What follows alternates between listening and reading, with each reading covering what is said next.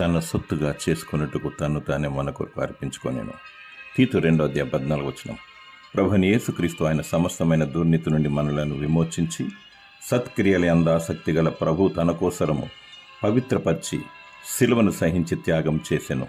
మనలను ప్రేమించుచు తన రక్తం వలన మన పాపం నుండి మనలను విడిపించిన వానికి మహిమయు ప్రభావమును యుగ యుగములు కలుగునుగాక. ఆమేన్. ఆయన మనలను తన తండ్రియగు దేవునికి ఒక రాజ్యముగాను యాజకులుగాను చేసెను. దేవునికి కృతజ్ఞతాస్తుతులు చెల్లించుము. నిన్ను తన పరలోక రాజ్యంలో చేర్చుకొనుటకు సదాకాలము తనతో నుండుటకు నీకోసం ప్రభుని యేసుక్రీస్తు స్థలము సిద్ధపరచ వెళ్ళినాడు. నిన్ను తీసుకెళ్ళుటకు ఆయన మరల రానేనాడు. విశ్వాసము మరియు నీతి క్రియలు కలిగి సిద్ధపాటు కలిగి ఉండుము. విశ్వాసం లేకుండా ఎవరును ప్రభువును చూడలేరు. పరిశుద్ధ పట్టణంలో చేరుటకు నమ్మకముగా జీవించుము. ఆయన శిలువ ప్రేమకై భజించి కీర్తించుము. దేవుడు నీకు నిత్య రాజ్యమును దయచేయునుగాక. ఆమేన్.